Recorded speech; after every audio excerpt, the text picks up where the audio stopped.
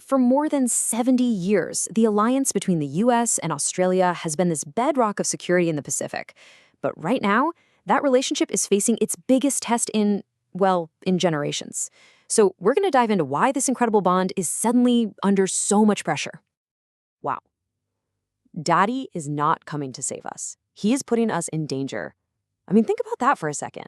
That quote from analyst Emma Shortis really gets to the heart of this fiery new debate happening down in Australia. The whole idea of America as this reliable protector, it's being challenged like never, ever before.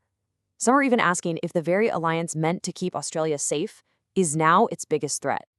So what's going on here? Why this sudden crisis of faith? Well, it's kind of like a perfect storm. You've got the potential return of Donald Trump and his America First policy, mixed with the undeniable rise of China. And that mix, it's created this huge cloud of uncertainty, and it's forcing Australia to face some really, really tough questions.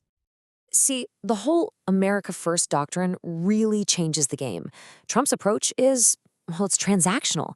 It means that old loyalties, that sense of we've always had your back, that's not a given anymore. It's less about shared history and values and more like a business deal that's constantly being reviewed for its price tag. And for a country like Australia, that just shakes the very foundation of their entire defense strategy. So that really begs the question, right? How did we even get here? To really get why this moment is so critical, we've got to look back. How did this unbreakable alliance even start? Its roots go deep, forged in the fires of 20th century conflict. Okay, part 2, a history of mateship. And that word, mateship, really is key. The story of this alliance is all about shared battlefields and a shared way of looking at the world. It's a partnership that has pretty much defined Australia's place on the global stage for decades. Let's just walk through this for a second. It all starts in 1951 with the AUKUS Treaty. That was the big post-war security blanket for the Pacific. Then you had the 60s, and Australia is right there with the US and Vietnam. Fast forward to 2001, and after 9/11, Australia invokes the AUKUS Treaty's defense clause. Talk about loyalty. And then, in 2011, Obama's pivot to Asia brings US Marines right onto Australian soil, in Darwin. So you can see, this relationship just kept getting deeper and deeper. And all of this, for over 70 years, was built on one single massive assumption. What was it? It was the idea that America was the undisputed top dog in the region. The dominant military power, the dominant moral power, period.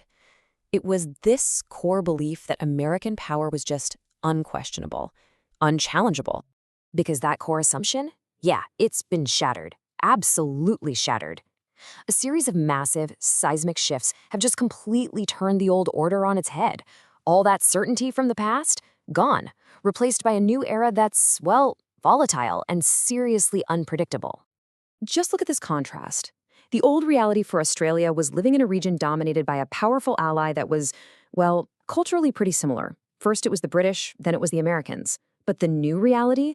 The region is being shaped overwhelmingly by the economic and military might of Beijing. That is a fundamental change that forces a complete, from-the-ground-up strategic rethink. So you could say China's rise created the problem, but it was Trump's election that really forced everyone to wake up and smell the coffee. It completely tore away any, excuse for wishful thinking, as one analyst put it, any hope in Canberra that things would just magically go back to the good old days of American dominance. Yeah, that was over. The party was officially over. And this is where things get really fascinating, almost paradoxical. At the exact moment that America's reliability is being questioned, Australia is tying itself closer to the US military than ever before. Deeper integration than at any point in their history. It's a real head-scratcher.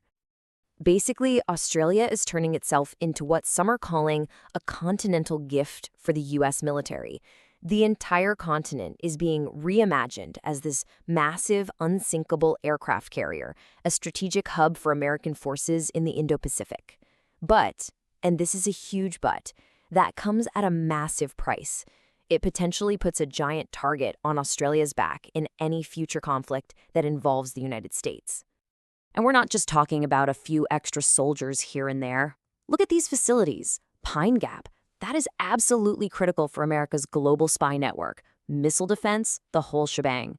Then you have naval bases that are vital for communicating with nuclear-armed submarines. These places aren't just on Australian soil. They plug Australia directly into the central nervous system of the entire U.S. global military machine. And then there's AUKUS. This is the real game changer.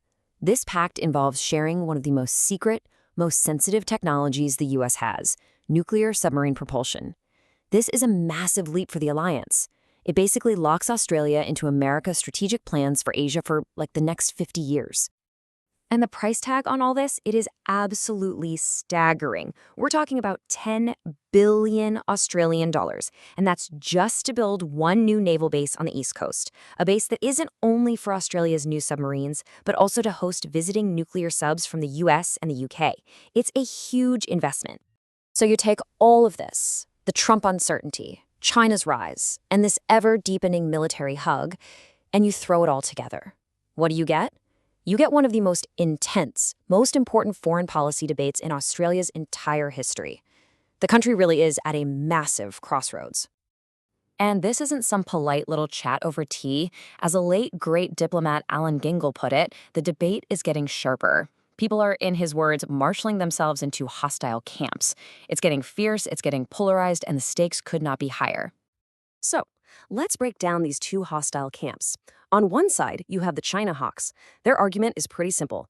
Double down on the alliance with Washington, push back against Beijing, and do everything possible to preserve the U.S.-led order in Asia. But then, on the other side, you've got the advocates of U.S. decline. They look at the U.S. and see a great power that's fading, fast. And their conclusion? Australia has to find a new way to live in a world where China is the dominant force. It might even have to learn to defend itself alone.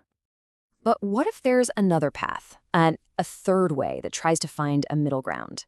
The idea here is to reshape the alliance, keep America involved, but not necessarily in the driver's seat. It's about building a new balance of power in Asia by teaming up with other key middle powers like Japan, India, South Korea, and Singapore. And the most important part, Australia has to become way more self-reliant when it comes to its own defense. And that really brings us to the biggest, most fundamental question of all. As this alliance gets deeper and deeper, with every new base, every new pact, every new submarine, is Australia actually getting more security?